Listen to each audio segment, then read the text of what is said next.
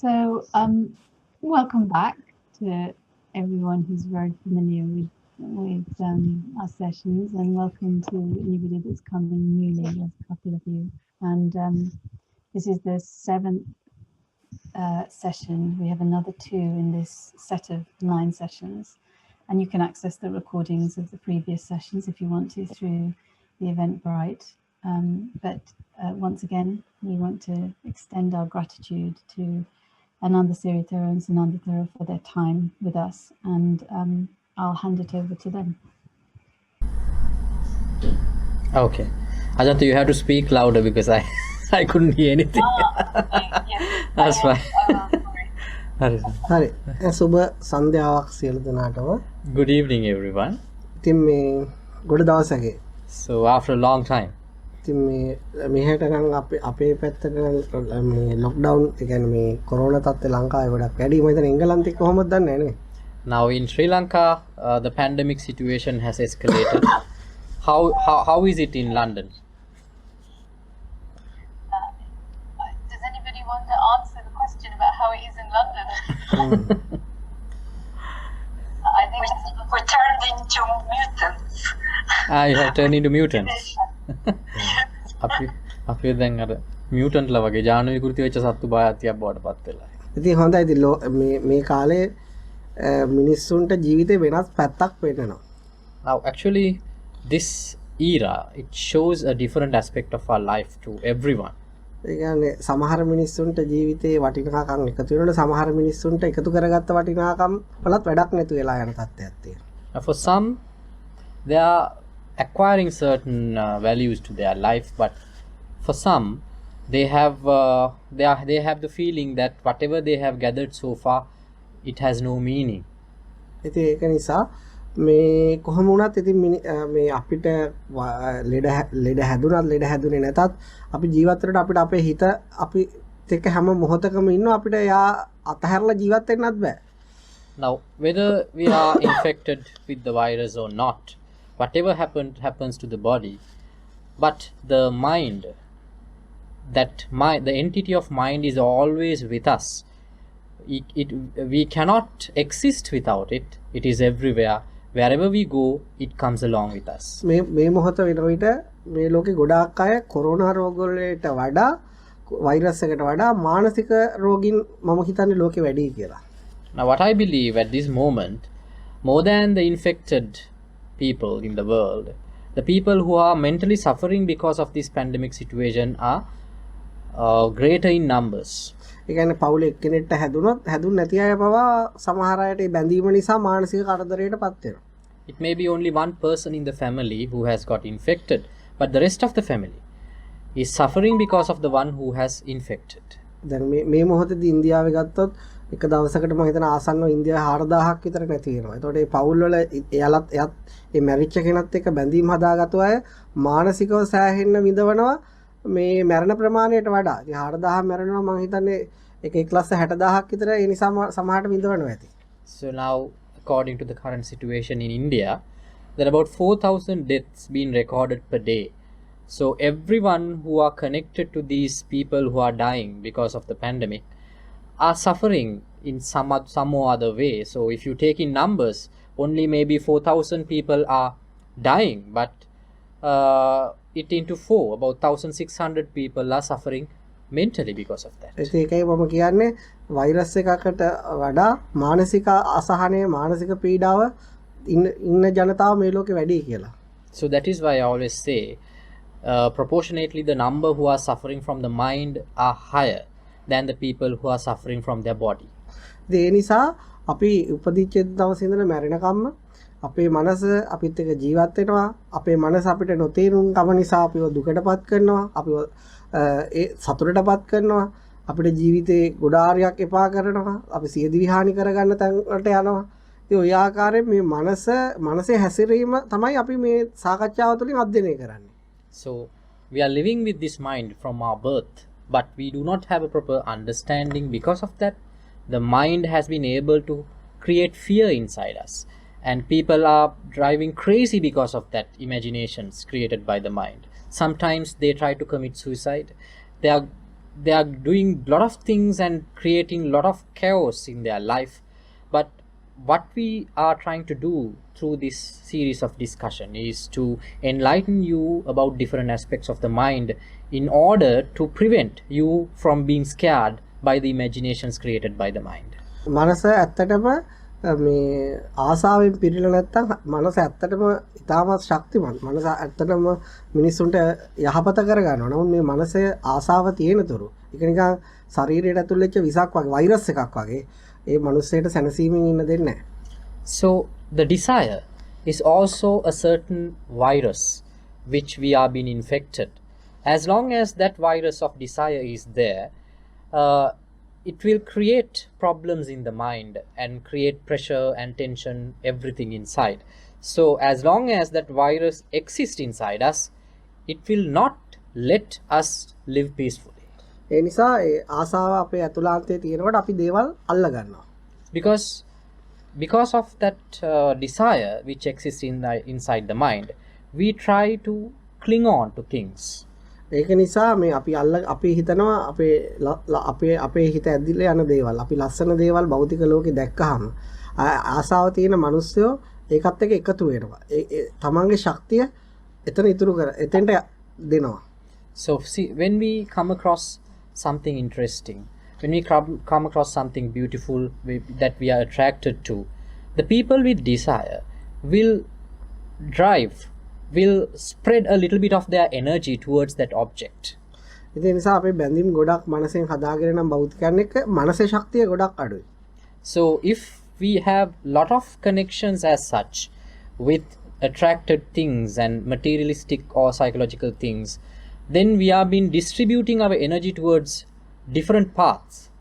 So if a person has lot of desire, that means the energy inside his mind is so weak.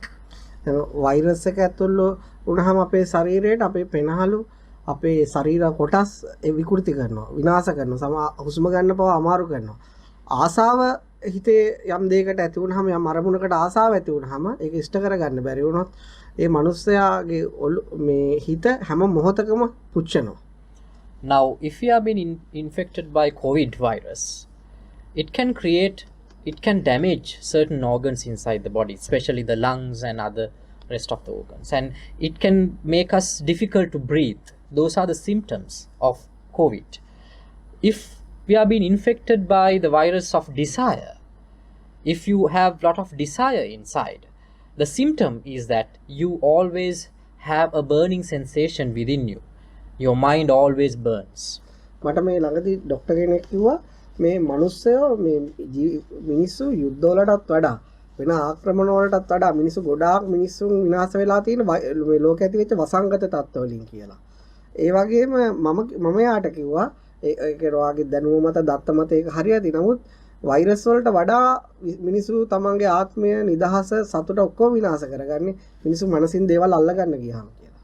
ඒ නිසා virus හැදෙන ප්‍රමාණයට වඩා පෘථිවි මිනිස්සුන් දේවල් අල්ල ගන්න ප්‍රමාණය වැඩි හිතවලින්.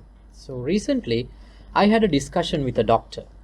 He said more than the number of casualties from wars, from conflicts between mankind, more casualties have been caused because of pandemics like this we are facing right now.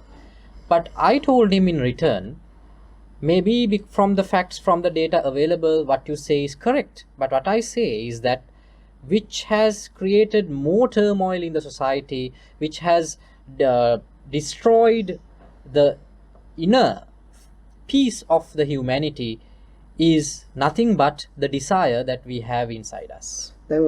මේ මෙතරින් හැම කෙනෙක්ම අත්දැකීමෙන් දන්නවා අපි හැමෝම අපි දේවල් අල්ලගත්තාම අපිට ඒක ලැබුණාම ඇති වෙන සතුටත් ඒ ලැබිච්ච වෙලාවෙ ඉඳලා ඒ සතුට අඩු වෙලා යන හැටිත් අපි දේවල් අපි අල්ලගන්න ගිහිල්ලා අපිට ඒවා බාහිරින් ඉෂ්ට කරගන්න බැරි වුණාම මානසික විඳවීමත් අපි හැම කෙනෙක්ටම මම හිතන්නේ අත්දැකීම් වශයෙන් තියෙනවා. So all of us have this experience. Now when we have a desire, sometimes we achieve our expectation. So when we achieve the expectation, from the very moment we achieve the expectation, the sensation that we gather from that, the happiness, the joy that the enjoyment that we gather from that will start to decrease and because of that we are mentally deprived. And sometimes when we cannot fulfill our expectation, when we cannot fulfill our desire, then we have a sensation of sadness which creates lot of mental pressure and trauma from the very beginning.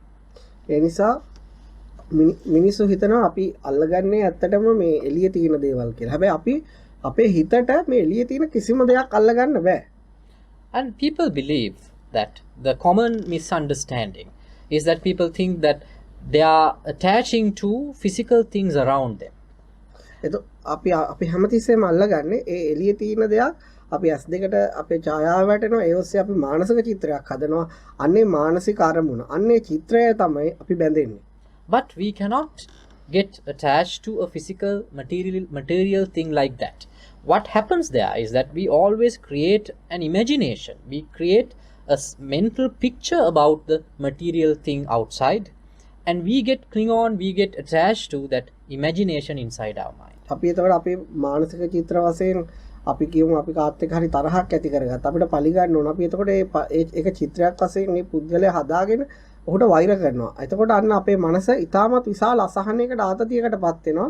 ඒක නිසා ඒ කියන්නේ අපි දේවල් අල්ලගත්තාම ඒ අල්ලගන්න එකෙන් ඊළඟට ඒ පරිගන්න තියෙන චේතනාවලින් පීඩාවටපත් වෙන්නේ එළියේ ඉන්න කෙනාට වඩා අපේ ඇතුළාත අපේ මනස අපේ ශරීරය අපේ සියලු ආධ්‍යාත්මය විනාශ වෙලා යනවා.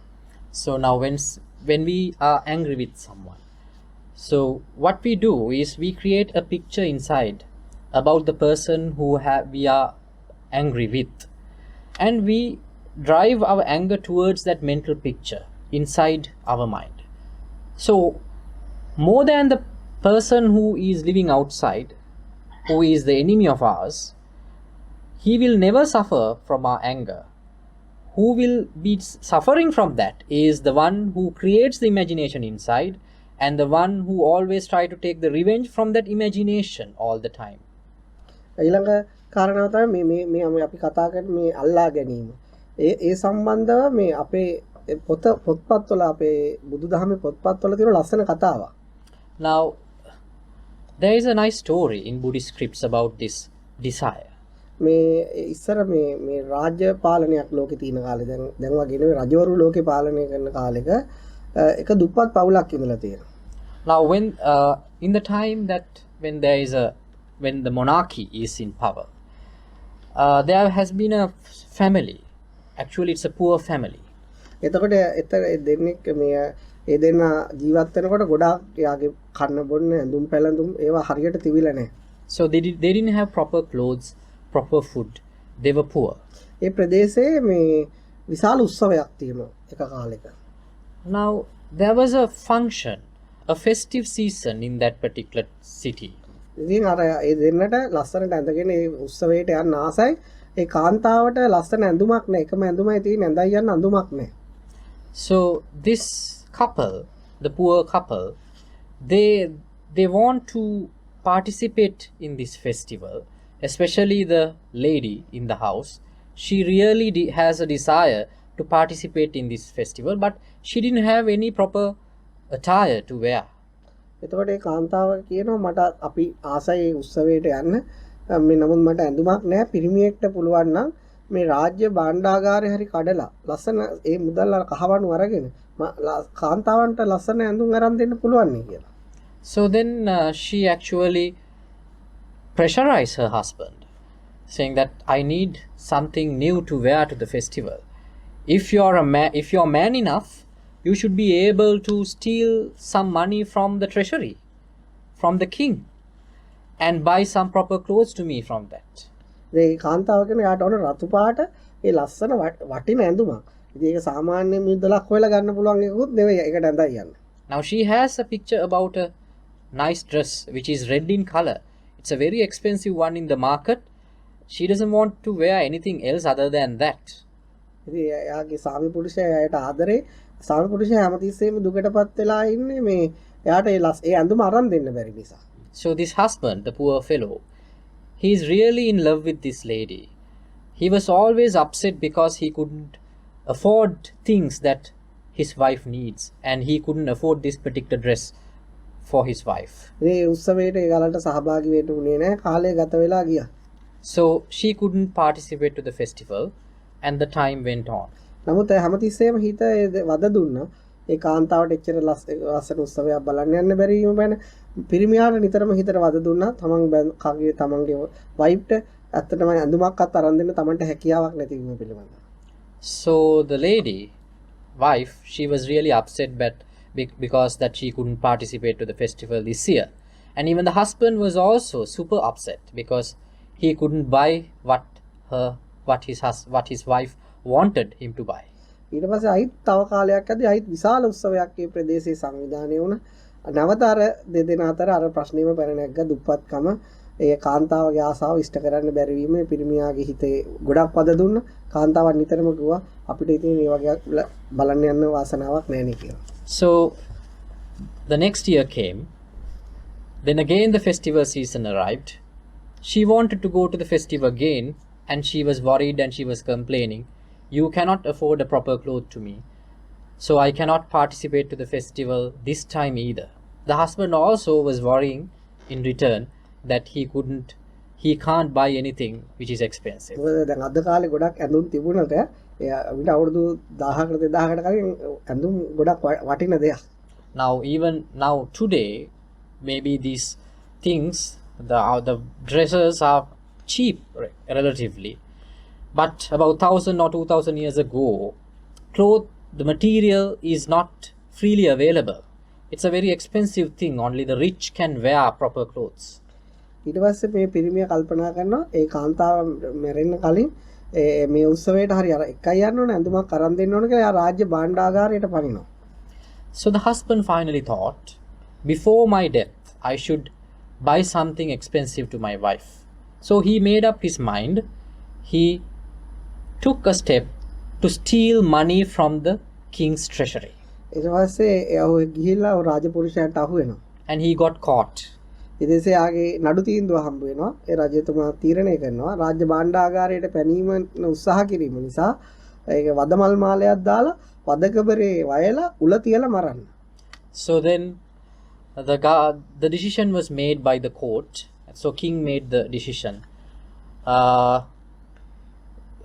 to give him death penalty because he did a serious crime by trying to steal something from the treasury. So he ordered to put a garland on him in red flowers and to play drums and take him to the place that he is supposed to give the penalty and put him on top of a piercing rod and let his body be pierced by that. So that is the way he was supposed to receive the penalty. ඉතින් තීරණය කරගත්ත විදියටම ඒ වදමල් මාරේ ගහලා මිනිසුන්ට පේන්න අරගෙන ගිහිල්ලා ඒ තියෙන දොරටුවෙන් එළියට අරන් ඒ රාජපුරුෂයා ඇවිල්ලා හරියටම බඩමැදි උලේ අනිනවා. So the day came, so he was taken to the place, and the government soldiers, they put him on top of that pierce, and now he is receiving the penalty. ඊට පස්සේ ඒ උලේ යන්නට පස්සේ උල අනිත් පැත්තෙන් මතුනහම ලේ මූණ පුරාම ලේ යනවා. ඇඟපත පුරාම මේ යා නැවිලා දෙපැත්තට ලේ ගලාගෙන යනවා. So this is not a simple punishment. It is not a death that you will receive in a second, because it takes time to that rod to pierce through his body, and when it comes from the other side of the body, the blood comes, it pours, but still he is alive. He will die because of bleeding. ඊට පස්සේ අර සත්තු ඇවිල්ලා කුරුල්ල වගේ ඇවිල්ලා ලේ බොන ලේ කන එයාගේ ඇඟේ වහලා එයා ඇඟට කොටනවා. So the falcons were surrounded by he was surrounded by falcons. They tried to pierce his flesh, eat his eyes, body parts. ඊට පස්සේ රාජපුරුෂයෙක් අහනවා ඔයා ගොඩාක් එයාට දුක හිතලා ඔයා ගොඩාක් වේදනාවට උල එකේ උලෙන් වේදනාව අනිත් එක අර මිනි කනේ කුරේ ලේබන කුරුල්ල ඇවිල්ලා කොටනවා ගොඩාක් දුකෙන් ඉන්න දුකටපත් වෙලා නේද කියලා එතනට ළඟ හිටපු කෙනෙක් එයාගෙන් අහනවා. So there was one kind soldier. So he was worried about this poor man, and he came to him and asked, "You're suffering a lot, isn't it? You're being pierced by a rod, and also these birds are flying around you, try to tear off your flesh while you're alive. Are you feeling all right? I mean, are you suffering a lot?" එතකොට එයා කියනවා මේක ලොකු වේදනාවක්. හැබැයි මට ඊට වඩා ලොකු වේදනාවක් මගේ හිතේ තියෙනවා. මගේ කාන්තාවට රතු ගවුමක් අරන් දෙන්න බැරි වුණා. මට මේ සතා ඇවිල්ලා කොටනකොටත් වඩා උලේ තියෙන වේදනාවටත් වඩා ලොකු වේදනාව. මට ඒක මම මැරෙන්න කලින් ඉෂ්ට කරන්න බැරි වීම සම්බන්ධ. So the man replied, "Yes, this pierce, it gives a lot of pain to me, for sure. And also these birds are trying to tear off my flesh while I am alive. It is also painful, but there is something more painful than that in my mind, that I couldn't buy a red frock to my wife for the festival." ඉතින් මේ මම ඒක ඒ කතාවේ දැක්කේ සමහර වෙලාවට මිනිසුන්ගේ ශරීර හානියට වඩා මිනිසු මනසින් දේවල් අල්ලගත්තාම මොන හරි කරන්න ඕන යාට ඒ විදිහේ දෙයක් අල්ලගත්තාම ඒක අත්හරින්න බැරි වුණාම මැරෙනකොටත් ඒ වේදනාව යා ගාව තියෙනවා. So what is the message from this story? Actually, there is a bodily pain, but sometimes the mental pain that we undergo is way stronger than the bodily pain that we go through. If you are attached to something from your mind, it can give you more pain than the bodily pain that you receive from something. ඒ නිසා මේ ලෝකෙ මිනිස්සු මේ එයාගේ පුරුද්දට එයාගේ මේ මෝඩකම නිසා ඒවා ගොඩාක් එක එක දේවල් අල්ලගෙන පොඩි පොඩි සමහරට පුංචි අරමුණක් වෙන්න පුළුවන් සමහරට ලොකු අරමුණක් වෙන්න පුළුවන් ඒක අල්ලගෙන ගොඩාක් මිනිස්සු විඳවන්න මොන හරි දෙයක් ජීවිතේට එකතු කරගෙන ඉන්නවා. So now it has become a habit to many, for many of us, and it may be the objective may be a minute one, minusculous one, or maybe the objective is a great one, but they are attached to that particular objective from their mind strongly, and I say that they are always with something, and they are always used to have something in their mind in order to make them self suffer. ඒ නිසා අපි තේරුම් ගන්න ඕන අපේ මනසේ දේවල් අපි මේ චිත්‍ර හදාගෙන ඒකත් අපිට සිහියෙන් අඳුර ගන්න බැරුව අපි දේවල් අල්ලගෙන මේ ජීවිතයේ තියෙන පුංචි කාලේ විඳ ඉන්නවද ඒක අපි මානසික චිත්‍ර අඳුරගෙන ඒ හරයක් නැති බව තේරුම් අරගෙන ඒක අතහැරෙන්න දෙනවද අතහැරලා දානවද කියලා. So now we have a choice. Are we going to cling on to these imaginations, imaginary objectives in our mind, and suffer a lot in this short life? Or are we willing to give up those attachments towards this imagination and enjoy our life? We have a choice. එකකට මේ ගොඩාක් මේ අල්ලගන්න මිනිස්සු ගත්තාම ඒගොල්ලෝ පොදුවේ ගොඩාක් මමත්වයක් තියෙනවා. ගොඩාක් කෑදරයි. ඒ නිසා මේක එකපාරට මේ පුරුද්දෙන් අපිට නිදහස් වෙන්න බැරි නම් අපිට මේ ටික ටික මේ අතහැරීම පුරුදු කරගන්න පුළුවන්. So if somebody is suffering a lot from the mind, there is a nature that those kind of people are not ready to give. They are not giving people. So if it is difficult for someone like that to make the correct choice in such a situation, we can do certain practices and gradually increase the level of letting go inside us. මේ ලෝකේ ගොඩක් එහෙම අතහරින්න පුරුදු වෙච්ච මිනිස්සු ඉන්නවා. ඒගොල්ලෝ දන්නවා ඒගොල්ලෝ කොච්චර සැහැල්ලුවෙන්ද ඉන්නේ. ඒගොල්ලෝ කොච්චර ප්‍රීතිමත්ද. ඒගොල්ලෝ මේ ඒ දේවල් හිත අල්ලගන්න දේවල් ඒ වෙලාවෙ එතෙන්දිම අතහැරලා දානවා. And there are certain people who are used to let go of things. And they know the liberation, they know the freedom that they enjoy from their mind. What they do is that when their mind cling on to something, then and there they let go of it. ඒ නිසා මේ ඒ අල්ලගැනීමෙන් තියෙන වේදනාවත් අල්ලගැනීමෙන් තියෙන අසහනයත් අල්ලගැනීමෙන් මනසේ තියෙන බරගතිය ඒ ආතතිය අඳුර ගන්නවා වගේම අතහැරීමෙන් මනස ලබන නිදහසත් Taman අඳුරගත්තොත් Tamanට තේරෙනවා මේ අතහැරීම තමයි ගොඩක් වටින්නේ නිදහසේ සතුටින් ජීවත් වෙන්න ඕන නම්. Now if one can understand the suffering which accrues inside us by attaching ourselves to things, and also if one can understand the freedom that they can enjoy by letting go, it is easy for somebody to make the correct choice that what is important is letting go rather than attaching yourself. සමහර මිනිස්සු බැඳෙන්න දෙයක් නැත්නම් දුක් විඳින සතෙක්ට හරි බැඳිලා දුක් විඳිනවා.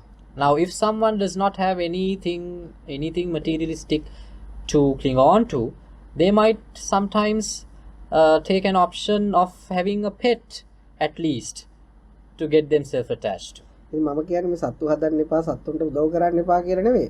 සත්තුන්ට අපි උදව් කරන්න ඕන සත්තු හදන්න ඕන ඒක කිසි ප්‍රශ්නයක් නැහැ.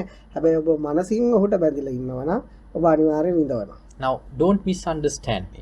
I'm not telling you it is bad to have a pet and it is not good to help an animal. That's okay. Taking care of an animal, it's a good thing. But I suggest you that you should not attach to it mentally.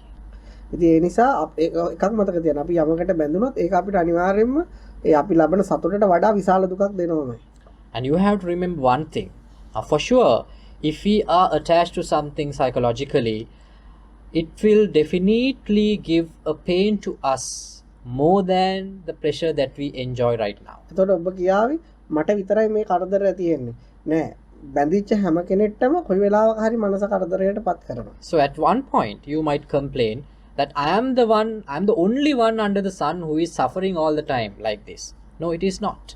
Anybody who is attached to is enjoying the same pain that you are undergoing right now. ඒ නිසා ඔබ සීන දැක්කට කමන්නේ. ඔබ සිතුවිලි හැදුවර කමන්නේ. හැබැයි ඒවට ඕනට වඩා කෑදරකම් කරන්න යන්න එපා. ඒව ඕනට වඩා අල්ල ගන්න එපා. එතකොට ඔබගේ ජීවිතේ නිදහස, ජීවිතේ සතුට ඉක්මනට නැති වෙනවා. It's okay to dream. It's okay to have expectations. But do not have too much attachments towards those dreams and expectations. Because if you do so, it will create a lot of troubles in your future. ඔබට අරමුණු තිබුණට කමක් නැහැ. ඒ අරමුණු වලට හිර වෙන්න දෙන්න එපා හිතට. It's okay to have objectives inside our mind. But do not let your mind to get constrained into those objectives. චලෝ ඔබේ අරමුණු ඉෂ්ට වුණත් නැති වුණත් ඔබේ මනස අසහනයටපත් වෙන්නේ නැහැ. If you do so, even though if you are successful in achieving your objectives or not, your mind will never be pressurized. සාමාන්‍ය පුංචි ළමයෙක්ට තද අරමුණු නැහැ. තදින් අරමුණු අල්ලගෙන නැහැ. ඒ ආයේ ඒ වෙලාවට ඒක ඉෂ්ට කරගන්න බලනවා. බැරි වුණොත් ඊළඟ මොහොතේ ඒ සතුටින් ඉන්නවා. Now look at a child. They don't have such strong ambitions, strong expectations. If they can fulfill whatever they want at the moment, they will be happy. Even though if they can't achieve, they will cry a little bit and then after they will smile. මම ඔබට ලස්සන දෙයක් කියනවා. ඔබ මේ අතහරින එකෙන් නිදහස සතුට මනසට ඇති වෙන සාමය ඔබට දකින්න ඕන නම් ඔබ ගොඩාක් ආසම දේ අතහැරලා දාන්න. Now if you want to see the pleasure that you can have by letting go, you can do this exercise. Let go of the most valuable thing in your life. මට මේ ළඟදී මේ කාන්තාවක් මැසේජ් එකක් එවුවා. එයාගේ සාමියා වෙන බිරිඳලත් එක්ක ගොඩක් සම්බන්ධකම් තියාගන්නවා. ගෙදර නිතරම රණ්ඩු, දරුවන්ටත් මහත්ය ගහනවා, මටත් ගහනවා, කරදර කරනවා.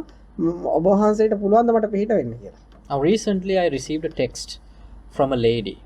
Now she was complaining and she was on and on saying that her husband is having another affair. And because of that, there is always problems inside the house. And the husband is he's scolding at this poor lady. Sometimes he's putting physical force, and also the children are suffering because of that. And she's crying over and over again, sleepless nights, many nights. So she said, she was asking me, can you help me to overcome this? එයාට උත්තර දෙකක් තිබුණා. එකක් divorce වෙන්න ඕනේ. එක පැත්ත එකක් තිබුණා. එකක් මහත්ය හදා ගන්න පුළුවන්ද කියලා. Now she had two options. She said either I can get a divorce, or also she is keen on rectifying this error of her husband. ඉතින් මට උත්තරයකට ඉඩ තිබුණා. එයාට උත්තර දෙකක් තිබුණා. So actually she did not want any answer from me. She already had the answers. ඉතින් නමුත් මම අහුවා ඉතින් ඔයාට උත්තර දෙකක් තියෙනවා. මට ඊට වඩා වෙනස් අදහසක් තියෙනවා. ඔයාට කරලා බලන්න පුළුවන්ද කියලා. So then I told her, now you already have two answers, but I have a third option. If you want, you can try that either. ඉතින් මම අහුවා මහත්තයාට කොහොමද ඔයා මේ සම්බන්ධතාව තියෙනවා කියලා ඔයාට අහුණාද? So then I questioned her, now do you have firm evidence that your husband has another affair. නෑ එතකොට එයා හැසිරෙන විදියෙන් එයා ෆෝන් එක අරගෙන කාමරේ වහගෙන ඉන්න විදියෙන් සමහර වෙලාවට බාත්රූම් එකට ගිහිල්ලා ටක් ගාලා එළියට එනකොට ගොඩක් ඈතට ගිහිල්ලා හිමින් හිමින් කුටු ගාන විදියෙන් තමයි එයා ගෙස් කරන්නේ කාන්තාව යත් එක්ක සම්බන්ධතාව තියාගෙන ඉන්නවා කියලා. Now she said, no, I don't have any firm evidence, but the way he behaved recently and the way he tried to lock the doors when he make phone calls, and the time he spent inside the bathroom and try to answer the phone far away from herself. So those are the things, little things that she has to suspect that her husband is in another affair. ඉතින් මම දැන් එයාට අතට අහු වෙලන්න නමුත් ඇය තියෙන ඒ හැසිරීම් වලින් ඇය තීරණය කළා තියෙන හැම සම්බන්ධතාවය එයාට ඇති කියලා. So this has not got caught red-handed, but still she has her grounds to believe that there is something. ඉතින් ඊට පස්සේ මේ මම ඉතින් අයගෙනුත් ඇහුවා ඉතින් ඔයාට වෙන පිරිමියෙකුට හිත යන්නේ නැද්ද? So then I asked her, don't you get attracted to other men? එතකොට ඇය කිව්වා එහෙම යන්නේ නැහැ හැබැයි සමහර වෙලාවට ගිහිල්ලා තියෙනවා කියලා. So she said it doesn't happen generally, but there had been certain instances where I have been interested on other men. ඉතින් මේ යාට දරුවෝ දෙන්නෙක් ඉන්න සාමාන්‍ය අවුරුදු 15ක 16ක වගේ. ඉතින් මම කිව්වා යෝජනා කරේ ඔබ දැන් මෙච්චර කල් කරේ හැමතිස්සෙම මහත්යත් එක්ක රණ්ඩු වෙන්න යන එකනේ. එයාගේ සැක කරන එකනේ. ඉතින් යාට ඔයාට පුළුවන් නම් එයාට උදව් කරන්නේ සම්බන්ධතාව ගොඩනගා ගන්න. එතකොට ඔයාට එයාව අතහැරලා දාන්න. මම කියන ඩිවෝස් වෙනකොට වඩා දරුවොත් එක්ක එක ගෙදර ඉන්න ගම මනසින් එයාව අතහැරලා දාන්න. So then I told her, now you can do like this. Other than getting a divorce, you can live with him and let go of him mentally. If he wants to get into another affair, just let him do that. She said she can never do that. ඉතින් ඒ නිසා මේ ඉතින් මොකද එහෙම කරන්න බෑ හැමෝටම මම එච්චර දිනුනේ නෑ මට ඒවට උදව් කරන්න බෑ ඉතින් අය එයාගේ අවංකව එයාගේ අදහස ප්‍රකාශ කරා. Now she was frank enough to say that I am not mentally strong enough to take an action like that. I cannot help him in getting into an extramarital affair. I am not strong mentally in that. She was frank about it. ඉතින් තව පිරිමි කෙනෙකුත් එයාගේ කාන්තාවට එහෙම සම්බන්ධයක් තියෙයි කියලා මට අවිල්ලා කිව්වා. And I came across a similar scenario. At that time, the husband approached me. ඉතින් මේ මම එයාටත් කතා කළා ගොඩක් වේදනාවටපත් වෙලා දුකටපත් වෙලා හිටියේ මම ඔහුටත් යෝජනා කරේ ඔබ හැමෝම සමහරකට ගහනවා බනිනවා ඩිවෝස් කරන්න යනවා ඔයාට පුළුවන් නම් වෙනස් දෙයක් කරලා බලන්න ඔයා මනසින් එයාව අතහැරලා ඔයා ඇත්තටම ආදරේ නා ඒකට උදව් කරලා බලන්න කියලා. ඇත්තට මේ පිරිමි කෙනා එහෙම කරා. Now in that family, the same situation, only difference is that the wife was in another affair. So I advised him, okay, don't try to go for a divorce, don't try to be physical, don't try to argue hereafter, just let go her, let her to develop whatever she wants. If you really love her, let her enjoy whatever she loves in her life. But actually he took my advice and he did that. ඔහු කිව්වා මුලදී ඒක ගොඩක් අමාරු වුණා ඇහුවම නමුත් ඒක කරා දැන් ගොඩක්ම හිතට නිදහස් කියලා. And he said, after he came to me and he said, first it was difficult for him, but after some time he was feeling a lot liberated from her mind, from his ඔහු mind. ඇත්තටම උදව් කරා බිනිදට එයාට අවශ්‍ය දේවල් වලට ඉතින් ඒක සමහරට එයාගේ යාළුවෝ පවා සමහර වෙලාවට ඒක අනවශ්‍ය විදියට බැලුවා නමුත් ඔහු ඒක ගණන් ගත්තේ නැහැ. ඒ වෙනස් විදියට හිතලා ඒ අතහැරලා දැම්මා. ඉතින් ඔහුට නිදහස සතුට අඩුම කාලයකින් ප්‍රශ්නේ විසඳ ගන්න හැකියාව ඒ සියල්ලම ලැබුණා. Now, so socially it was difficult to him. Sometimes he was bullied by his own friends, but ultimately he was successful because within a very short time he had a strong mind and also he was enjoying his life to the fullest. He was freed from all the troubles. The only thing he did was he did something different that nobody else would try. බිරිඳට වෛර කරන්න ගියේ නෑ, පලි ගන්න ගියේ නෑ, ගෙදරින් එලවන්න ගියේ නෑ. සාමාන්‍ය මිනිසුන්ගේ ඔපොසිට් එක අල්ලගෙන තරහ අරගෙන පලි ගන්න එක ඒක අනිත් පැත්ත කරා. and he never chased her out from the house. He never tried to take revenge out from her. He did the total opposite of an ordinary man would do, and that is the only thing he did to achieve the peace in his mind. ඉතින් එතකොට බලන්න එතකොට ඔහු මට අවිලක ගොඩක් මම නිදහස් ඉන්නේ හාමුදුරනේ ඒක මට මේ ප්‍රශ්නයක් නැහැ. දැන් එයාට වෙන කෙනෙක්ට ආදරේ වරන බිරිඳක් දැන් උදව් කරනවා. And he said, now I am actually living peacefully under same roof with his wife, and now even he wants to develop another affair with another woman. My wife is ready to help me. ඉතින් ඇත්තට මම දන්නේ මම මේ සත්‍යම කතා දෙකක් කිව්වේ. ඉතින් අල්ලගෙන දුක් විඳින හැටිත් යමක් අතහැරලා නිදහස ලබන හැටිත් මම ඒක ප්‍රැක්ටිකලි ඔය මිනිස්සු දෙන්නගෙන් දැක්කා. ඉතින් මම මේක ආදර්ශයක් වශයෙන් කාටවත් කියන්නේ නැහැ. නමුත් මට පෙන්වන්න ඕනේ යමක් අතහැරලා පරිත්‍යාග කරාම හදවතින්ම තමන්ගේ ඇතුළට කොච්චර සාමයක් නිදහසක් සතුටක් ලැබෙනවද කියලා. Now these two scenarios are real situations, true stories. What I wanted to say is that now don't try to take family advice out of this. What I wanted to show you is two different status of mind, two different options, two different choices, how those choices can make peace and make hell inside the mind. In one situation, a person was not ready to let go and she was continuously suffering. In the other situation, the decision was difficult, but he opted to let go and he enjoyed the peace. ඔබ ආසම ඔබ ගොඩාක් ආසම කෑම කා වෙන කෙනෙක්ට දීලා බලන්න.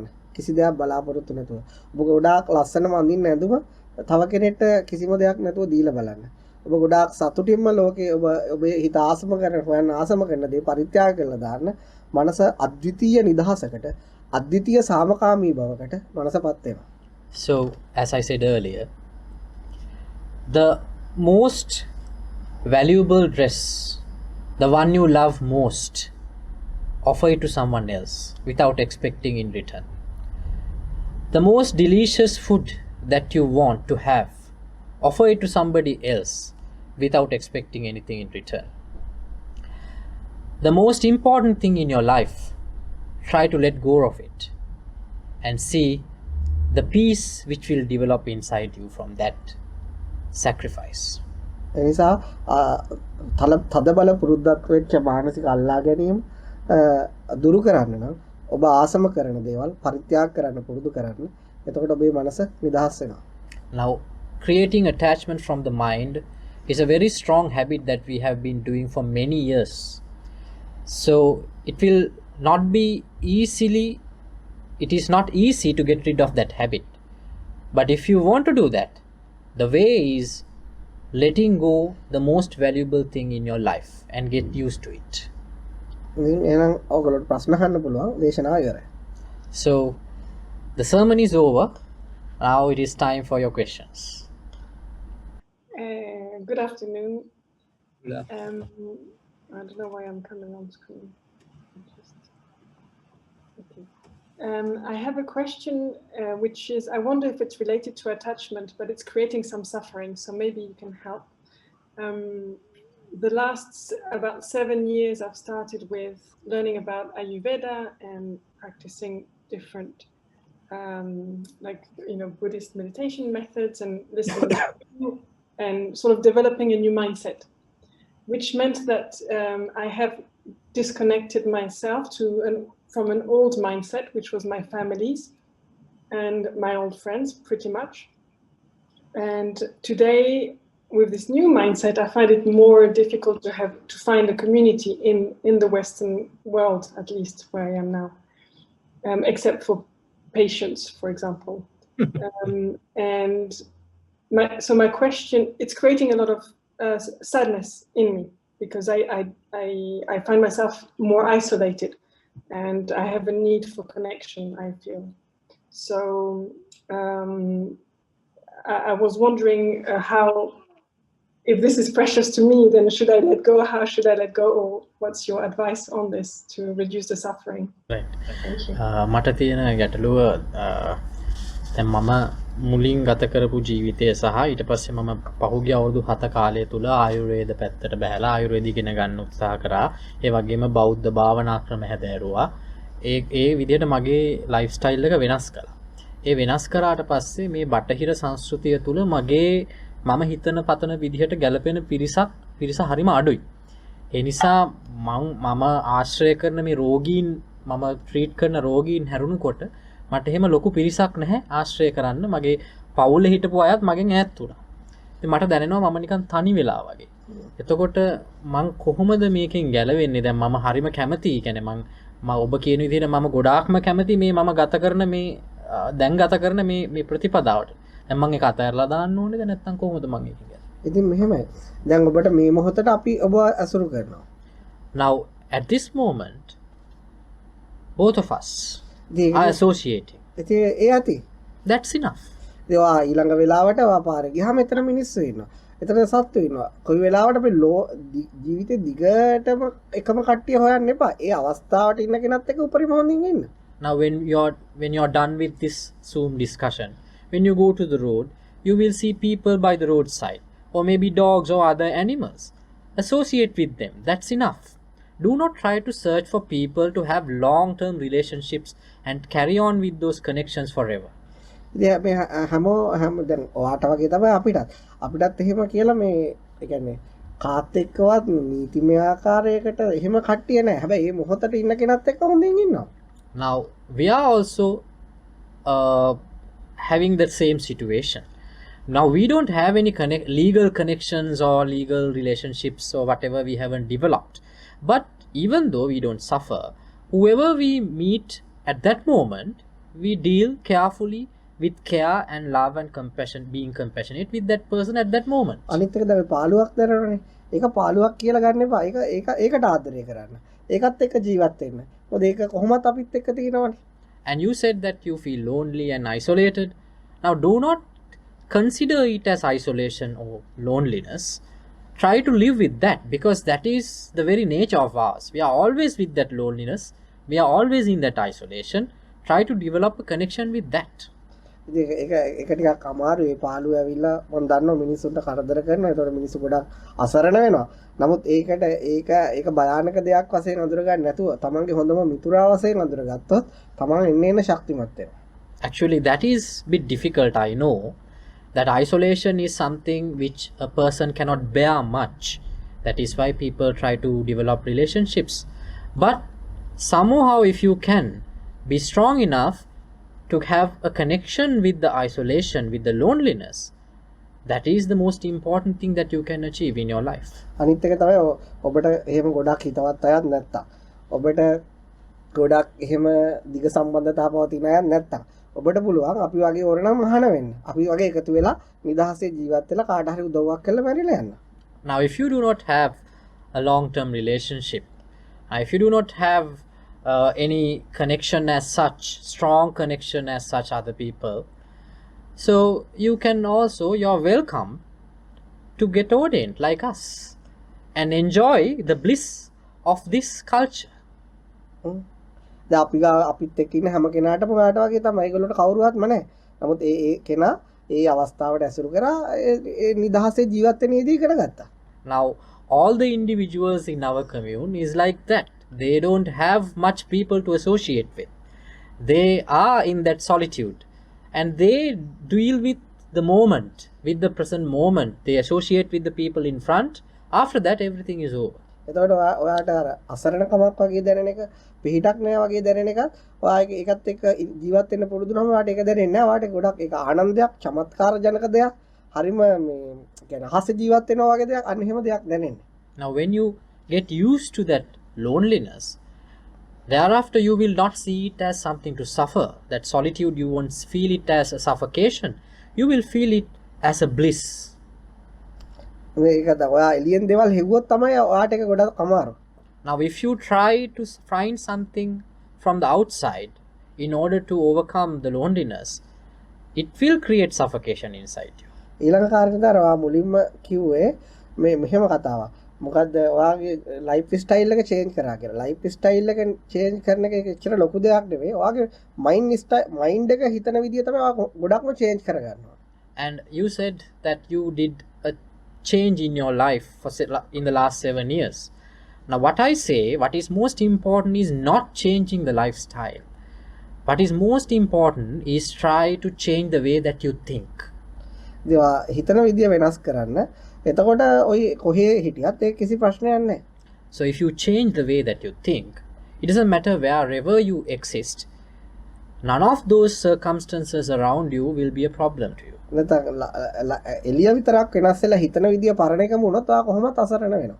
Because if you keep on the same old pattern of thinking and try to change the outside lifestyle, still you will suffer because there's nothing has changed much inside you. ඒ නිසා ඔයා ආයුර්වේදය කරත් වෙස්ටර්න් විදියට හිටියත් මොන විදියට ජීවත් වුණත් ඔයාගේ හිතන විදිය වෙනස් වෙලා නම් හිත නිදහස් වෙන විදියට පරිත්‍යාගයට පරාර්ථයට පාට ඔය හැමතැනම කිසි ප්‍රශ්නයක් නැහැ. එහෙම රාමුවක් නැහැ. It doesn't matter what is your choice is.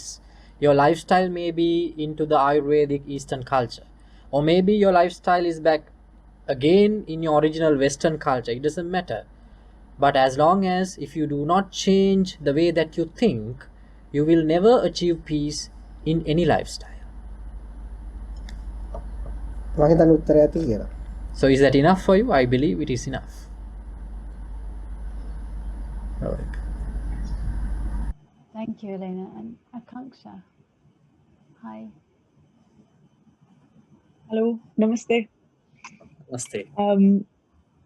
Very nice talk. Thank you for that. It's actually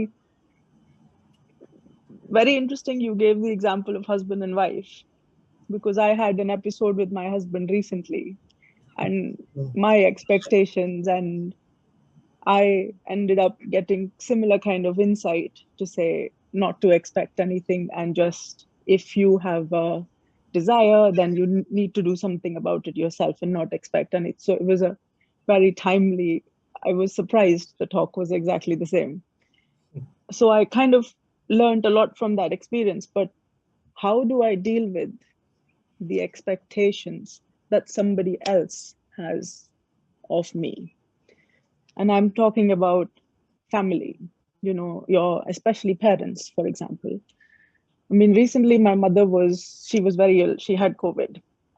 And in our culture, you know, there's a much stronger expectation from children that they will look after their parents, and both emotionally and financially, there is a lot of expectation, and is something I've struggled with a long time. And I think, you know, if I'm not able to support them, does that make me a bad person? And then you feel guilty. So it's something that I'm really struggling with, and I have struggled with for many years. And if you can give me some tips, I would really be. One question: is she in India or is she with you? She's in India. Yeah. Okay. දැන් මටත් ඔබ කතා කරපු මාතෘකාව ඉතාමත් මටම කාලෝචිතයි. මොකද මගේ මහත්මයා සමග ලොකු ප්‍රශ්න වගේක් තිබුණා.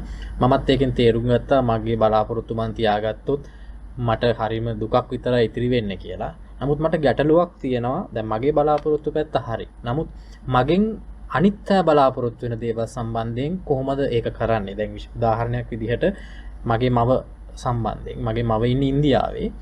ඇයට කොවිඩ් හැදුනා. එතකොට ඇයට අමාරු වුණා. එතකොට මේ දැන් අපේ කල්චර් එකේ තියෙනවා දරුවෙක් වුණාම තමන්ගේ අම්මව හොඳට බලා ගන්න ඕනේ. දැන් මම මෙහෙ ඉන්නේ. මට අපේ අම්මව එහෙම සලකන්න විදිහක් නැහැ. මානසිකවම ලොකු පීඩාවක් ලබනවා. ඒක කරගන්න බැරි වෙච්ච දේ. ඇය බලාපොරොත්තු වෙනවා මං ඇයට වෙනුවෙන් ඉඳී කියලා. නමුත් මට ඒක ඉන්න විදිහක් නැහැ. ඒ වගේ අවස්ථාවක අපිට දෙන්න පුළුවන් උපදෙස් මොකක්ද? ඔය ලබන අත්දැකීම ලංකාව, ඉන්දියාව, එතකොට මම හිතන්නේ නේපාල්, පාකිස්තාන්, මේ ලංකාවෙන් මේ ප්‍රදේශ වලින් පිටරට ගිය හැම ළමයෙක්ටම තියෙන අත්දැකීමක්. Now that's a very common experience to everyone, all the people who have gone abroad from this Asian region, not only in India, in Sri Lanka, Nepal, Pakistan, in this south, especially in the South Asia. ඒකට හේතුව අපිට සංස්කෘතික වශයෙන් දෙමව්පියෝ දරුවෝ අතර ලොකු සම්බන්ධයක් පොඩි කාලේ ඉඳලා හදනවා. Because as you know that from our childhood, culturally, there had been created a bond between the parents and the children. ඊළඟට ඒකෙන් අපිට අපේ ආගම් වලින් කියලා දෙනවා අපි දෙමව්පියන්ට සලකන්න ඕන. අපි දෙමව්පියන්ව බලා ගන්න ඕන. ඒ නිසා එහෙම නැතුනොත් අපි ගොඩක් නරක කෙනෙක්, අපි කලගුණ දන්නේ නැති කෙනෙක්. ඒ විදිහට අපේ ඔළුවට ඒව දාලා තියෙන්නේ. And also from the religions that exist in our region, they have planted those concepts inside us. We are indebted to our parents. We should give back to our parents. We should sacrifice ourselves in return. Those kind of concepts are being cultivated inside. ඒක සංස්කෘතික ප්‍රශ්නයක්. It's a cultural problem. ඊළඟ කාරණේ තමයි දැන් ඊට පස්සේ අපේ දෙමව්පියෝ අපිට සංස්කෘතියෙන් එහෙම දාලා අපිට අධ්‍යාපනය දෙනවා. අපිව පිටරටට යවන්න පුෂ් කරනවා. ඒවයි රැකියාව හොයන්න යවන්න හදනවා. අපේ අධ්‍යාපන এডুকেෂන් සිස්ටම් එක තියෙන සංස්කෘතියට පරිබාහිරව. But now there is a conflict here. Now, even though the culture puts that indebtedness to us, our parents always pressurize us to study hard, do higher studies, go abroad, have a good life abroad.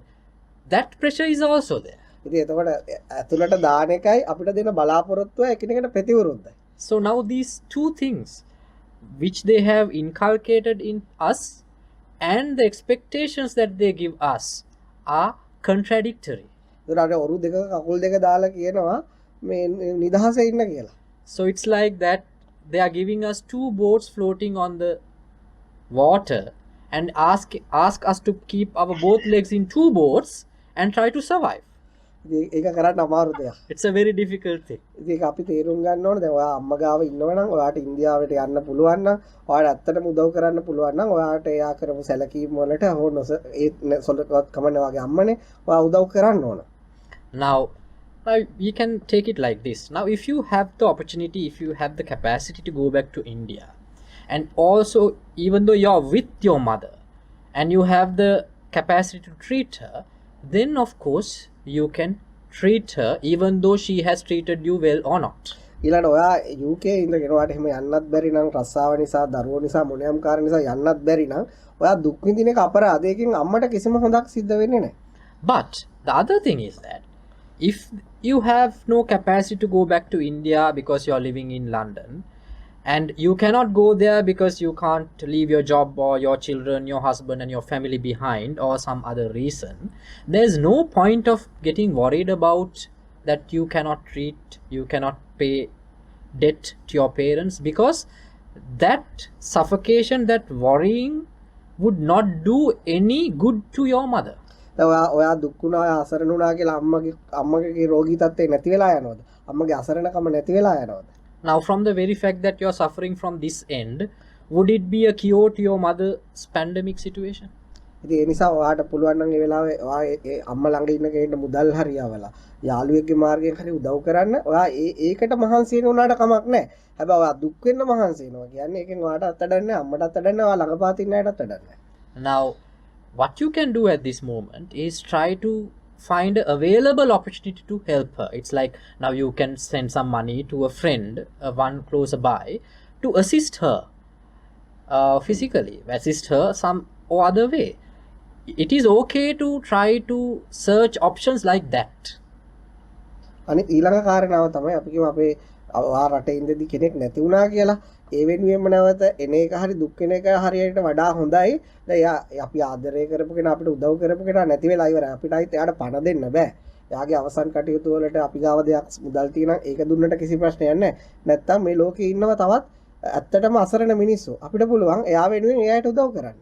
And also there are certain situations the close member in your family dies in another country and you won't be able to go there for some reason.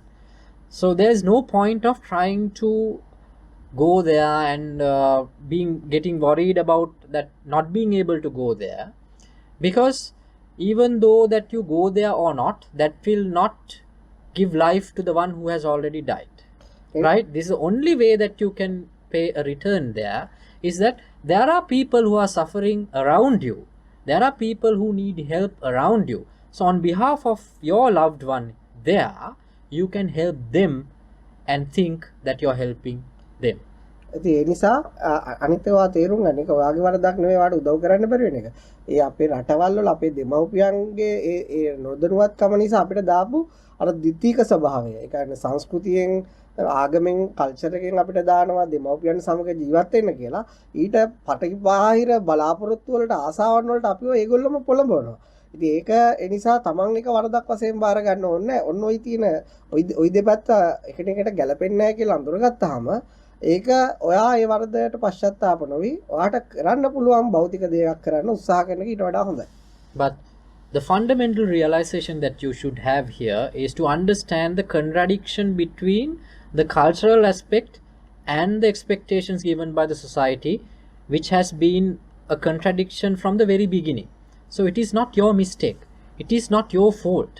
It is not that you should be worried about, because we have been inculcated to pay the debts, give respect to our parents by the culture. But from the parents, they have given us expectation since our childhood that we should try to thrive in our life abroad. So there is a contradiction there. It is not your fault.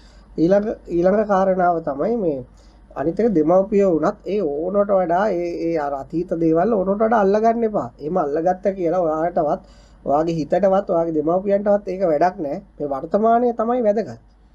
And also, even though thinking that they are your parents, do not try to cling on much with your past. What is most important for you is this present moment, not the past. ඉතින් මම නම් මගේ නම් මේක අපේ අම්මා විතරක් නෙවෙයි අම්මා අපේ වයසේ හැමෝම අපිට අම්මලා වෙන්න ඕන. දැන් ඔක අපේම කියලා අල්ලගත්තාම තමයි ඔක තියෙන ප්‍රශ්නේ. නැත්තම් දැන් ওই රටේ ගත්තත් සමහර වෙලාවට ඔයාගේ අම්මගේ වයසේම අසරණ වෙච්ච අය ඉන්නවා. ඒකත් අම්මා කියලා දැකලා එයාලටත් උදව් කරන්න. මේ අර අම්මා විතරක් මගේම අම්මා කියලා ඒ ලෝකේ දිහා බලන්න එපා. Now, the way that I see is that my mother is not the only mother for me. Everyone in her age is a mother to me. Now, for you, your mother is not the only mother to you. There are people who are suffering right now at this moment, who need help at her age, around you in your neighborhood, in your country that you are living in. You can help them, considering them as your mother. දැන් වාට මම උන මගේ ජීවන අත්දැකීමක් කියනවා. මගේ අපේ අම්මත් ඉන්නවා. මට එහෙම අම්මත් එක්ක ලොකු සම්බන්ධයක් නැහැ මානසික වශයෙන්. ඒතර අපි පුංචි කාලේ ඉඳලා හැදුණා අපේ ආච්චිත් එක්ක. අපේ පවුලේ යම් ප්‍රශ්නයක් නිසා මේ දැන් මම තමයි පන්සලේ තියලා බලාගත්තේ. ආච්චි ගියා අවුරුදු 3කට කලින්. මම මේ වෙලාවේ මම ඉන්දියාවේ හිටියේ. මම මේ වෙලාවේ කල්පනා කරේ එයා විතරක් නෙවෙයි ඉතින් ආච්චි ඒ වයසේ ඉන්න ඕනම කෙනෙක්ට මට උදව් කරන්න පුළුවන්, සලකන්න පුළුවන්. ඉතින් ඒක එක පුද්ගලයෙක් විතරයි. Now, I will give an example from my own life. Now, I have my mother in my temple. I am taking care of her, but she is not the one who raised me. I was raised by my grandmother. But 3 years ago, for some reason, in a family problem, she took a decision to leave the temple. So she left. At that time, I was in India. There was no way that I can stop her. But what I thought at that moment is that she is not the only grandmother to me. There are a lot of people that I can help in her age. So there is no problem. I should not get attached to her much. That is the way I used to think. එනිසා හිතන විදියට වඩා එහයින් බලන්න තමන්ගේ කියලා දැඩිව ගන්න එපා. ඒ අපිට ඕනම අසරණ වෙච්ච කෙනෙක් අපේ අම්මා කෙනෙක් ආච්චි කෙනෙක් සීයා කෙනෙක් තාත්තා කෙනෙක් වගේම දකින්න පුළුවන්. එහෙම දැක්කහම එක්කෙනෙක්ට උදව් කරගන්න බැරි වුණා කියලා අපිට ඒක මානසික වශයෙන් ලොකු ප්‍රශ්නයක් නෙවෙයි. ඒ හැමෝටම උදව් කරන්න ඒකට ඔබගේ කියන මගේ කියන දැඩි අදහස අතහැරලා දාන්න. So try to always think beyond the ordinary thinking pattern. Do not try to consider one person as your mother and your grandmother, whatever the relative it is. Consider everyone is related to you. Consider everyone is your mother. Everyone is your father. So that is the thinking, that is thinking beyond the ordinary thinking. ඔයා හිතන විදිය වෙනස් කරන්න. එතකොට ඔයාට පශ්චාත්තාපය අසරණකම ඔයා වගේ ඉන්න ওই ප්‍රශ්නේ ඔයාට විතරක් නෙමෙයි. ওই වගේ ඉන්න හැමෝම මේක අහනවනම් ඒ හැමෝටම මේ මානසික අසහනය නැති වෙලා යනවා. So try to change the way that you think likewise. So it is not only you who are suffering from this problem at this moment, for sure. So this answer, and also by that changing the way that they think, will be the solution to overcome the mental suffering that they are in right now. I think, I think being abroad and like I have gone through some really big changes in my life recently, in that I was working in a very, very great job with earning a lot of money, and I changed, I studied Ayurveda, and now I don't have so much financial money. And I think in our country is like, if you can't support your parents financially, you're a failure, you know, because you went abroad, you didn't, is very like suffocating. It's like how to let go is, it's not how I think it's, but it's being, you're getting it, like it's all the, it's like the way of thinking there. And I don't think like that, you know. I mean, I even decided I don't want to have children because I don't want to pass on this suffering, because I need to work on it myself. But is the way of thinking there is very different, and it's like and you feel like, am I a failure? Have I what am I? Money is quite hard. තව එතන තියෙන තව දෙයක් ඇත්තටම ඒක මම හිතන විදිහත් නෙමෙයි. දැන් එහා අනිත් පැත්තේ හිතන දැන් මම කලින් කරපු රස්සාව ගොඩක් හොඳ රස්සාවක්. මට ගොඩක් හොඳට සල්ලි තිබුණා. ඊට පස්සේ මගේ රස්සාව වෙනස් වුණා. දැන් මම ආයුර්වේද පැත්තට වෙලා ඉන්නේ. එතකොට මගේ ආදායම මෙච්චර මට හම්බ වෙන්නේ නැහැ. දැන් ඒ ඉන්දියානු අය හිතන විදිහට අපි මෙහෙම පිටරටකට ආවම අපිට පුළුවන් වෙන්න ඕනේ අපේ දෙමව්පියන්ව හොඳට බලා ගන්න. ගොඩාක් සල්ලි අපි එවන්න ඕනේ. ගොඩක් මේවා කරන්න ඕනේ. අපිට කවදා හරි මෙහෙමත් ඇවිල්ලා දෙමව්පියෝ අපි වෙනුවෙන් මෙහෙම දෙයක්ත් කරලා අපිට නැවත ඒගොල්ලන්ට එහෙම සල්ලි එවන්නත් ඒ හිතන විදිහට එවන්නත් බැරි නම් ඒගොල්ලෝ බලන්නේ අපි නිකන් ෆේලියර්ස්ලා විදිහට. අපි ජීවිතේ විනාශ කරගත්ත ජීවිතේ පරාජිතයෝ විදිහට. එහෙම තමයි ඒගොල්ලෝ හිතන්නේ. ඉතින් ඇත්තටම මේ නිසා දැන් මටත් හිතෙනවා මම පරාජිතයෙක් වගේ. මම දරුවෙකුත් හදන්නේ නැහැ, මොකද මට ඕනේ මේ දුක තව කෙනෙක්ට දෙන්න. ඉතින් මේ ඇත්තටම මෙහෙමයි. ඔය ඒක තියෙනවා ඔයා හිතන විදිහේ ප්‍රශ්නයක් තමයි උතන තියෙන්නේ. Actually there the problem is the way that you think. ඔයා ඉන්දියානු අය හිතන විදිහට ඔයා ජීවත් වෙන්න යන්න එපා. Now do not try to live in your place in the mindset of an Indian. ඒ වගේම අනිත් අයට ජයග්‍රාහකෙක් වෙන්න යන්නත් එපා. And also do not try to portray yourself as a person who has won. ඒ ඔබ පරාජිතයෙක් කියලා හුන්නේ හිතන්නේ. ඒක ඔබ ඒ ඔවුන් හිතන දේ ඔබ absorb කරගන්න ඕනේ නැහැ. On the other hand, they are the ones who are thinking that you're a loser. You should not absorb that accreditation to yourself. ඉතින් ඒ නිසා මේ මිනිස්සුන්ට ඕන දේවල් මිනිස්සුන් හිතන විදියට ජීවත් වෙන්න ගියොත් ඔයා මාර විදියට අසරණ වෙනවා. Now if you try to live according to the expectations of other people, you will definitely be in lot of problems in future. ඒ නිසා මේ ලෝකය සතුටු කරන්න යන්න එපා. ඔයාට පුළුවන් දේ ඔයා කරන්න. Do not try to please the world. Do whatever possible to do. ඔයා හිතනද මේ ලෝකේ මිනිස්සු සතුටු කරලා ඉවර කරන්න පුළුවන් කියලා? ඒගොල්ලෝ හිතන විදියට. Do you think that you can please this world and fulfill their desires? කවදාවත් කරන්න බෑ. It can never be done. ඒ නිසා මේ මිනිස්සුන්ගේ අදහස් විවිධයි. මිනිස්සුන්ගේ බලාපොරොත්තු විවිධයි. ඒ නිසා ඔයා කියන එක හරියට කවුරු හරි කෙනෙක් යුරෝප් හරි ඕස්ට්‍රේලියා හරි ඇමරිකා හරි ගියපු ගමන් ඒ ගමේ මිනිස්සු හිතන්නේ පවුලම ගොඩ කියලා. Now, actually, what you say is correct. Even in Sri Lanka, if somebody goes abroad and settle down in Europe or Australia, the villagers think that their entire family has everything. ඒගොල්ලෝ හිතන්නේ මේ Europe වල ඕස්ට්‍රේලියා ඇමරිකාවේ සල්ලි තියෙනවා පාරේ වැටිලා ඒවා හින්දගෙන යන්න කියලා. What they think here back in Sri Lanka is that in those countries, in your country, they have leave money by the roadside and anybody can collect it. ඒකේ මිනිස්සු හිතන විදිය. ඒ මිනිස්සු යුරෝප් ගිහිල්ලා නැහැ. ඒකට අපිට බාධා කරන්න බෑ.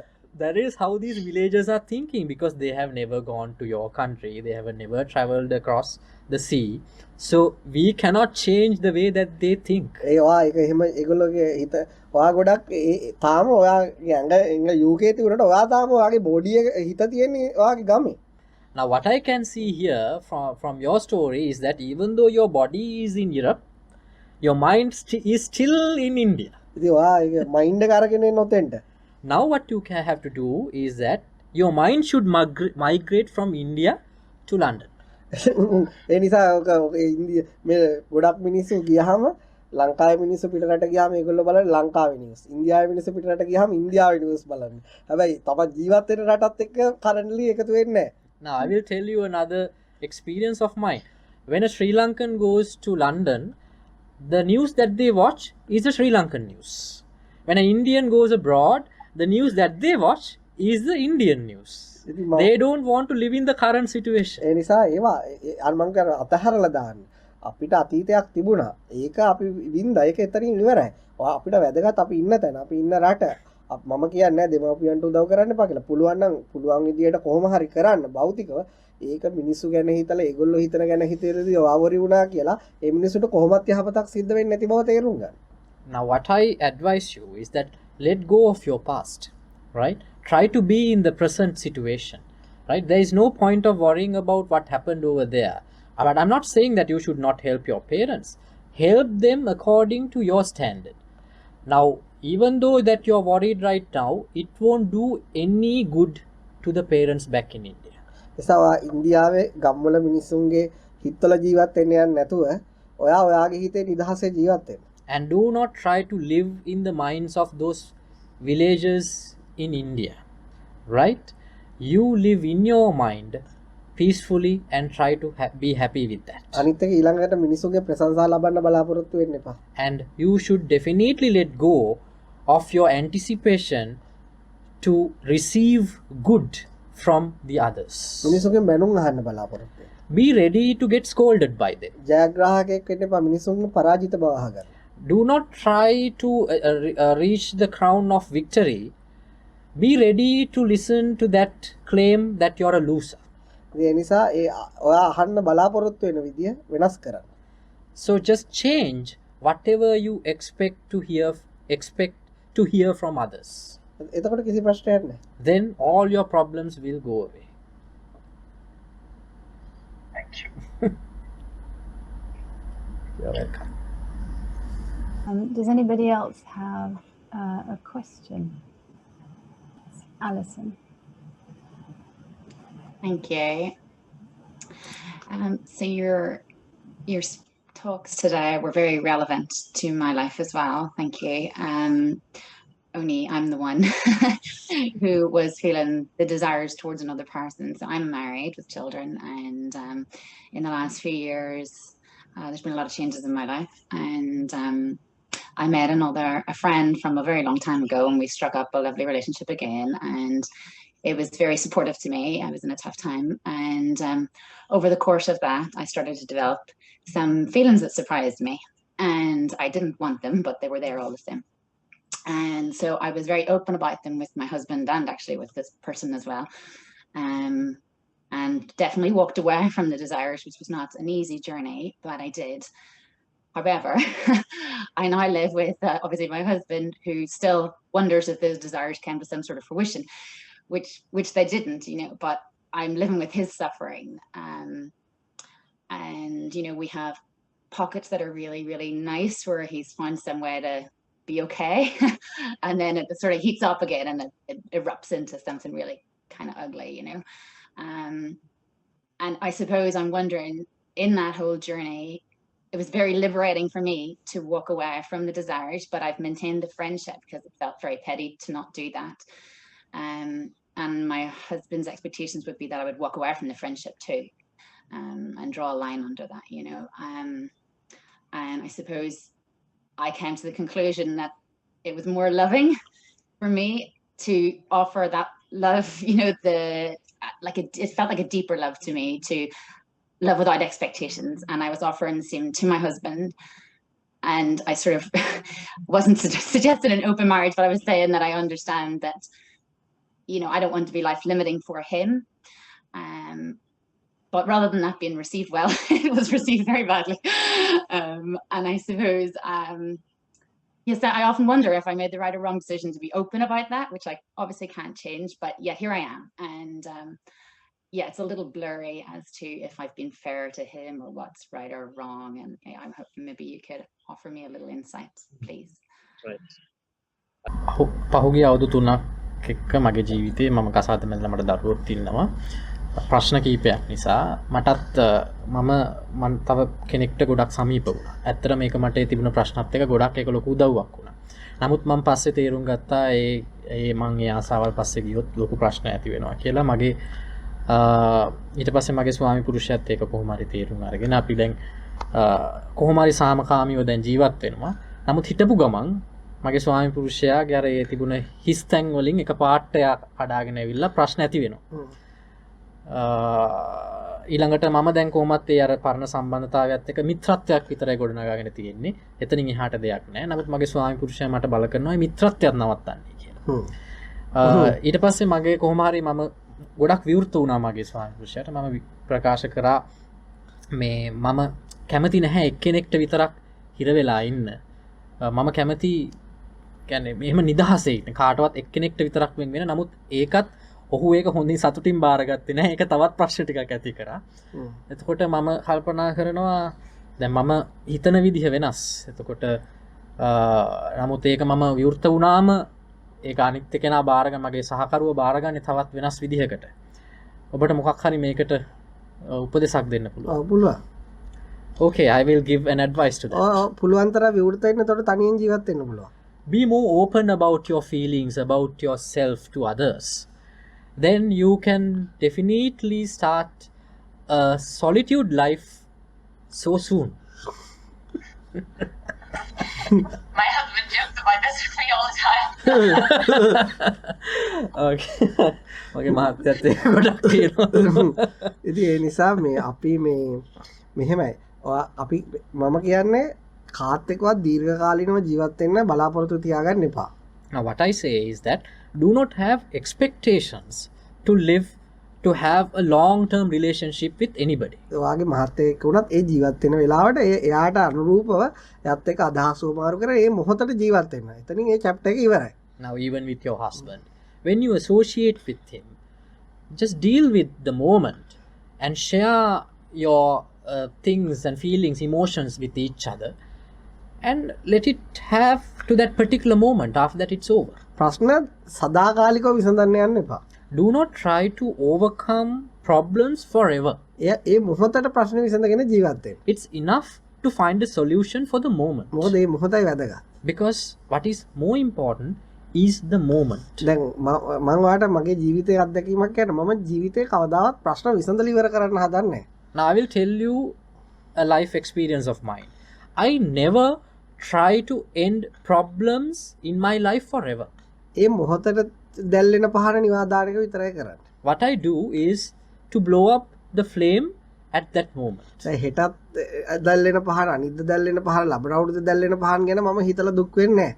I am never worried about the flame which is going to come back again tomorrow, day after tomorrow, next year, in 10 years. I am not worried. එහෙම වුණොත් කවදාවත් නිවල ඉවර කරන්න බෑ. Because if you try to do that, you will never be able to find a solution. You will never be able to blow out the flames in your life. ඒ මොහොතේ පහත් වෙන පහන නිවා ගන්නත් බෑ. මොකද ඒව දැල්ලෙන්න තියෙන පහන් ගැන හිතලා වෙහෙසටපත් වෙනවා. And also, if you think like that, you won't be able to blow up the frame in front of you in the moment because you're already exhausted by thinking about the future. එනිසා මේ අපේ ගලාගෙන එන ජීවිතේ කොච්චර ප්‍රශ්න තිබුණත් කමක් නැහැ. Now, this life is like a stream. It flows continuously. There is no problem of having more problems in your life forever. මේ මොහොතේ තියෙන ප්‍රශ්න විඳගෙන මේ මොහොතේ ඉන්න කෙනත් එක්ක සතුටින් ඉන්න. Just try to rectify the errors, try to find the solutions for the problems that you have in this moment and try to live peacefully with the person in front of you. ඔය හැම ප්‍රශ්නයකටම මුල දීර්ඝකාලීන ජීවිතයක් බලාපොරොත්තු වෙන්නේ. So the main reason, the fundamental reason for your problem in your life is your anticipation to have a long life. ඒ නිසා එහෙම ජීවිත කාටවත් නැහැ. ඒව කඩාගෙන වැටෙනවා. එතකොට අපි මේ මොහොත ජීවත් වුණාම සමහර විට ඒක එකතු කරලා බැලුවම ඒක දිග ජීවිතයක් වෙන්න පුළුවන්. මොකද අපි ජීවත් වෙලා තියෙන්නේ මේ මොහොතේ විතරයි. Nobody has a life as such. Maybe when you live in the present moment and when you collect all those moments together, you can have a picture of a very long life. But whatever said and done, all of us have been in the moment, nothing more before or after. ඔයාගේ ජීවිතේ මේ අතට flat අතට තිරස් අතට බලන්න එපා. Do not look at your life horizontally. මේ උඩ කෙලින් අතට බලන්න සිරස් අතට. Look at it vertically. එතකොට මේ මෙහෙම ඉරි ගොඩක් තමයි මෙහෙම තනි රේඛාවක් වෙලා තියෙන්නේ. Then you will see it is a collection of vertical lines that you see as a horizontal continuous line. අපි හැම මොහොතකම එක පොයින්ට් එක විතරයි ඉන්නේ. ඒ මොහොතේ විතරයි. We always live in one particular moment, in this moment. අරව එකතු කරලා බලන්න අපේ හිතේ තියෙන ආසාව, අපේ හිතේ තියෙන කෑදරකම, එතකොට අපි අසරණ වෙනවා, අසහනයටපත් වෙනවා. But for who sees that continuous line, that is the desire in our mind. That is the craving inside our mind. That desire, that craving shows a continuous line and makes us suffer.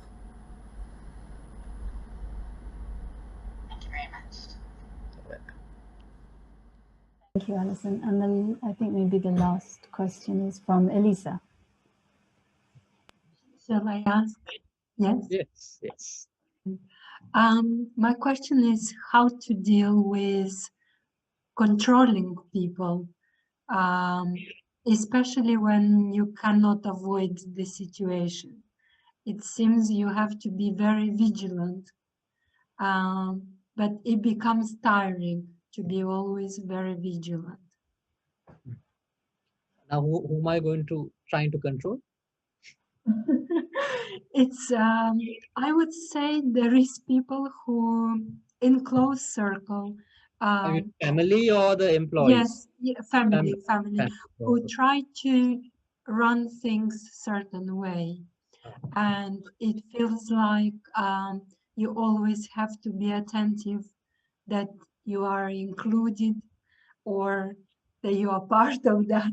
So it seems like it's a bit of a always like its family shouldn't be a self-defense, but it seems like there are moments when you feel I act in my self-defense, and it's a little bit hard to keep this balance. What is the best way? Let them win sometimes and pretend you are being just silly, or do something else. Okay. I got the question. මට තියෙන ප්‍රශ්නේ තමයි මේ පුද්ගලයන් පාලනය කිරීම සම්බන්ධයෙන්. මම දැන් ඇයගෙන් අහුව කාවද මේ පාලනය කරන්න කියලා පවුලේ අයව කිව්වා.